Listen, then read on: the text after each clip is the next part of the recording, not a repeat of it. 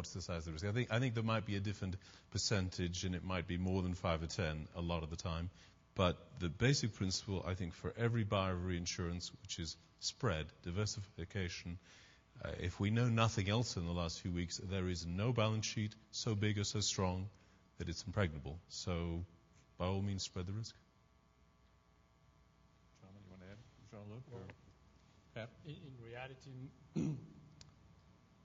just to get back to my rating issue, very often people are using rating, and the extreme to that is APRA in Australia.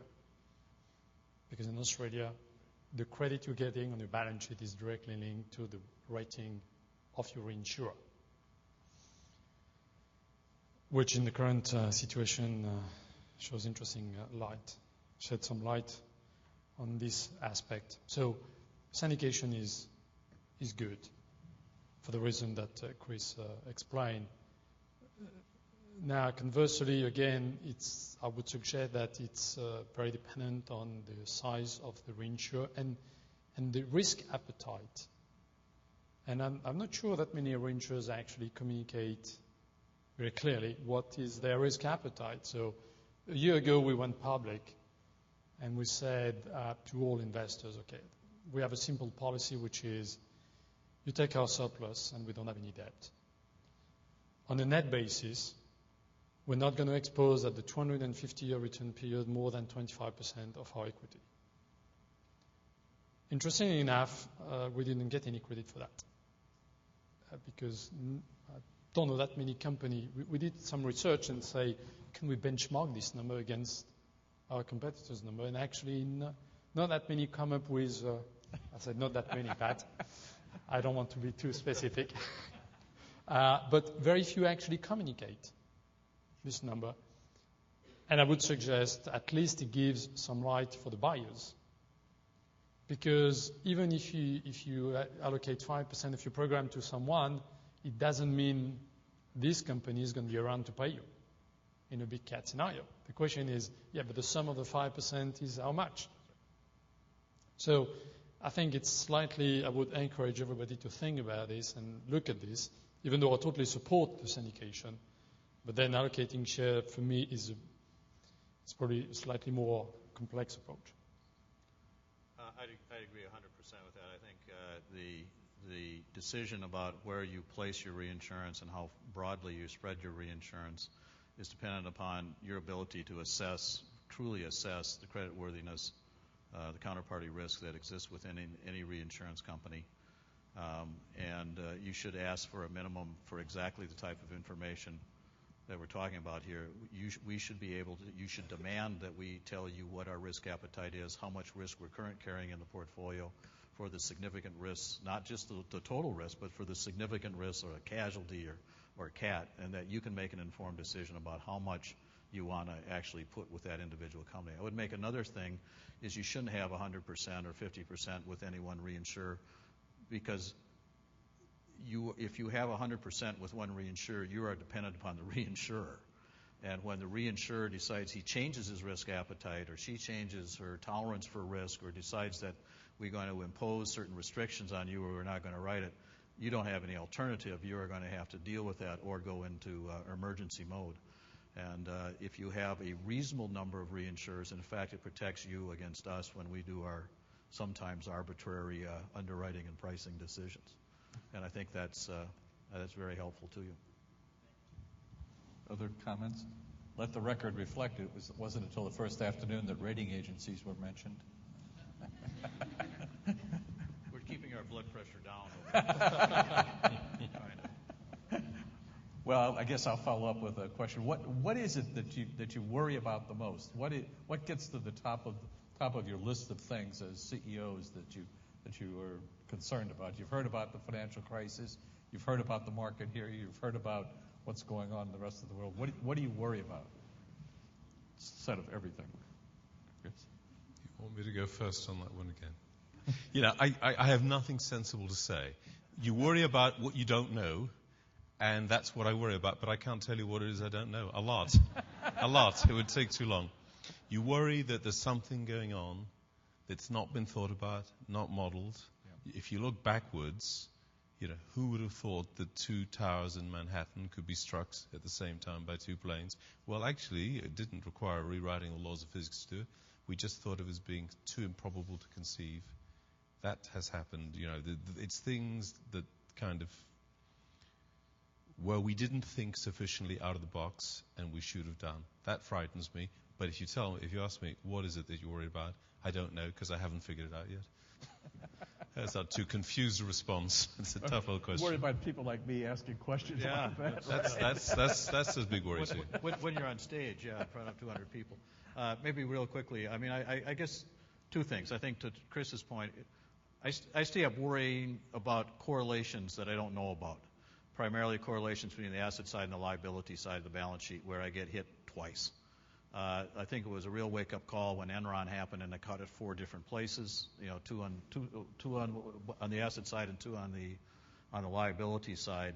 And my fear is there's a risk factor, that when we think about it in terms of geography or product line or capital markets versus reinsurance, I'm thinking about it vertically, and I got something that goes horizontally through the whole book. And we think a lot about that, and we try to do factor analysis that allows us to find those things which could, and those things will put us out of business. They won't. We have enough capital to deal with even those type of issues.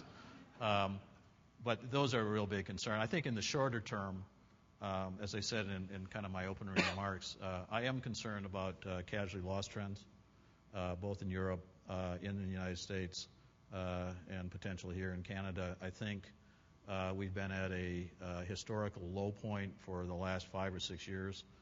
We've all been surprised that, in fact, the casualty losses, the frequency was flat or actually went down in many lines. And we've been living off that in terms of our reported results, both as insurance companies and reinsurance companies, for the last 5, 6 years. And having grown up in the casualty market and medical malpractice market and D&O market in the United States for about 25 years, this too will pass. There will be another surge in the loss trend in the U.S. casualty business. And it usually happens when the industry is least prepared for it or has now begun to price for a flat loss trend. And you get one of these things. And that is a concern. And I think if we're going to see the initial stages of that, my guess is we'll see it in the next 12 months. Okay. Well, as I said, 2 lessons. The first one is exposure, missing the exposure, exactly for what Chris explained. What is it that we don't know and we'd like to know? And that's really the worry number 1. The other one, I guess, is a very pragmatic one, but it's epidemia in the world. I think there aren't that many countries which actually seriously looked into that exposure. Australia is one. But very few insurers have looked at this. I'm not just talking on the life side, but also on the property side. There are huge consequences if you have a big epidemia, even in the property. And I'm not sure we know how the policies would react to that, both at the primary level and at the reinsurance level. And the second one is in the current market, which is a bit, what about if we get another Katrina or even worse before year-end or beginning of next year? Because then most probably that would become a capital issue, potentially for insurers and reinsurers. And the question is, if we can't raise capital, which in current environment is probably the case, what are we going to do altogether to solve the problem and still bring the product to the client? That's a very specific item, but I think that's one of concern. Thank you. I'd like to thank all of you. I think, hope I've learned something, and I hope the rest of the audience has learned something as well. Thank you.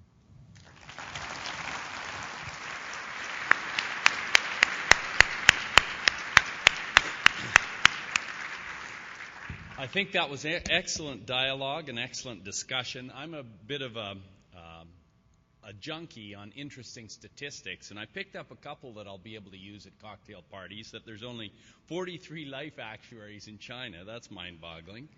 when there's 1.3 billion people. There's only 17% of the world's population have a bank account. That was a little bit of a surprise to me. I guess it shouldn't have been if I would have thought about it more deeply. And that 3 billion people live in urban areas today, but within 30 years, 6 billion people will live in urban areas. So I'm going to be able to say that reinsurance gurus gave me this information, and that's a bit like divine inspiration or divine edict. So it must be the truth, and I'll be able to repeat that. I also think that you said risk is a growth industry, and I sure think it's a growth industry because every time you're in any business conversation anywhere today, they're talking about risk management. So, gentlemen, we really appreciated your presentations today. We have some certificates for you to evidence on behalf of all of us and National Insurance Conference. Contributions to WIC on your behalf. And by the way, WIC is all set up out there. I'll present these to you, and then I have just a couple of housekeeping matters to pass on.